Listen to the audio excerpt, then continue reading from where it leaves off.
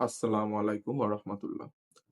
তুমি কি এমন মানুষ যে রাতে ঘুমাতে গেলেও মাথার ভেতরে হাজার চিন্তা ঘুরে বেড়ায়?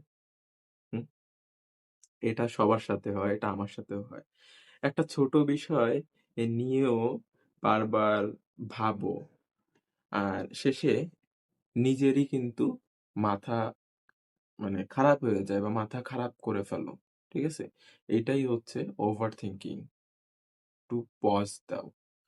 আজকের এই ভিডিওটা শুধু তোমার জন্য। আজকের এই ভিডিওটা যারা ওভার থিংকিং বেশি করে তাদের জন্য। কারণ আজ আমি তোমাকে এমন কিছু উপায় দেখাবো যেগুলো সত্যিই তোমার এই ওভার থিংকিং ব্যাপারটা যদি তুমি স্টেপগুলো ফলো করতে পারো অনেক অংশে ইনশাআল্লাহ মানে কমাতে সাহায্য করবে। দেখো ওভার থিংকিং বর্তমান সমাজে আমাদের সবার সাথেই এই ব্যাপারটা রিলেটেড। এমন কোনো মানুষ নাই যে ওভার থিংকিং করে না। বাট এটাকে তুমি চাইলে নিয়ন্ত্রণের ভিতরে রাখতে পারো। দেখো ওভার থিংকিংটা আসলে কি? ঠিক আছে? প্রথম কথা হচ্ছে ওভার থিংকিংটা কি?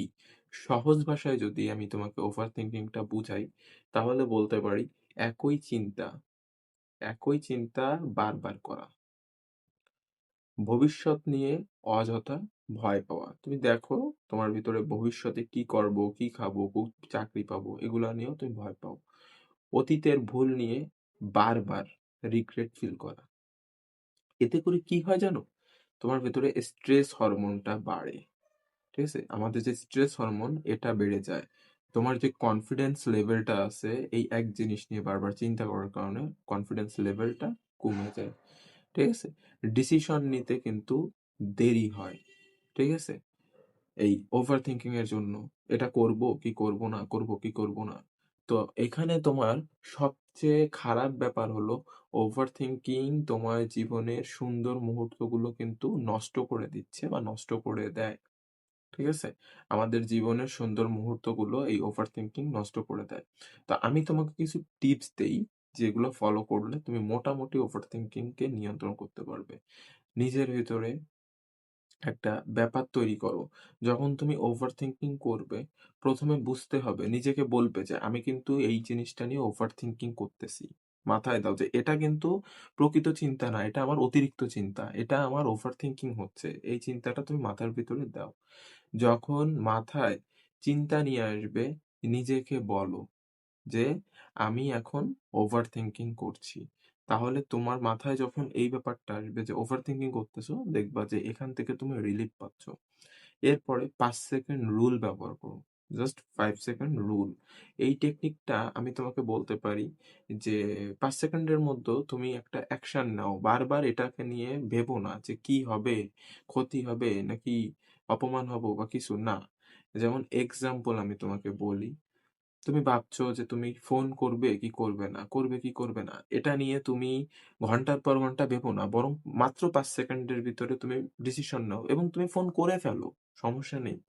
কারণ এইখানে তোমার কোনো সমস্যা হবে না। এইখানে তুমি মানে ওভার থিংকিং করলে বরং আমাদের ব্রেইনের উপরে প্রেশার পড়ে। কিন্তু তুমি যদি এই কাজটা করে ফেলো, তাহলে কি হতে পারে? সবচেয়ে খারাপ কি হতে পারে? ঠিক আছে? কোনো কিছুই হয় না।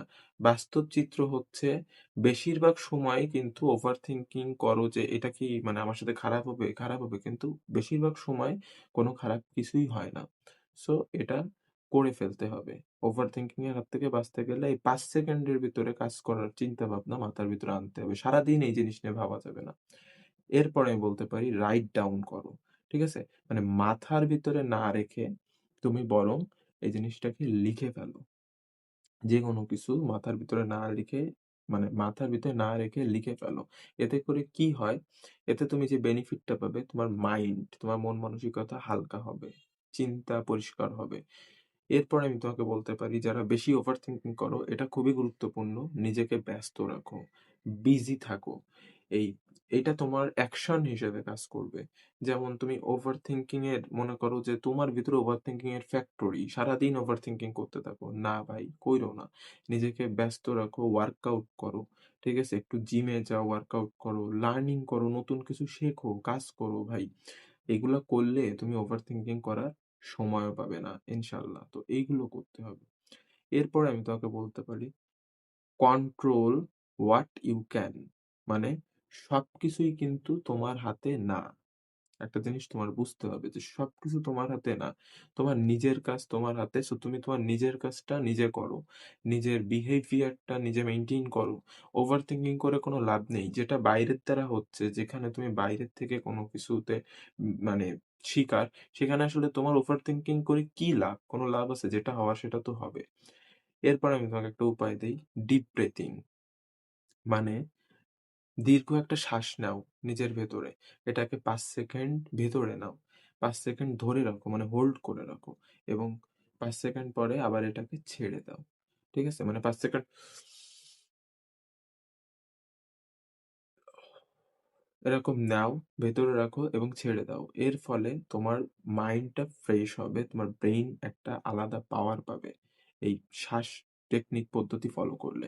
আমি শেষে বলতে পারি ওভার থিংকিং কখনো তোমার সমস্যার সমাধান করে না। বুঝছো? বরং এটা শুধু তোমাকে মেন্টালি ভাবে ফিজিক্যালি, মানে ফিজিক্যাল তো পরে, তোমাকে মেন্টালি ভাবে সম্পূর্ণ উইক করে দেয়। তোমার মন মানসিকতাকে ভেঙে দেয়, নষ্ট করে দেয়। সো ওভার থিংকিং বুঝেই এটাকে সরানোর চেষ্টা করতে হবে মাইন্ড থেকে। ফাইনালি আমি তোমাকে বলতে চাই, তুমি যত কম ভাববে, ঠিক আছে? তত বেশি অ্যাকশন নিতে পারবে। বেশি ভাবার কোনো দরকার নাই। যারা যারা অ্যাকশন নিতে চায় তারা কখনো অত ভাবে না। আর যারা অ্যাকশন নেয় তারাই কিন্তু জীবনে এগিয়ে যায়। ঠিক আছে? ভেবে কি হবে? তুমি তোমার কাজে নেমে পড়ো ভাই। অত অতিরিক্ত ভেবে তো আসলে কোনো লাভ নেই।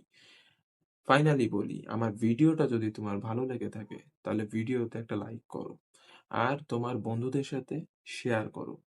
কারণ ওভার থিংকিং শুধু তোমার না।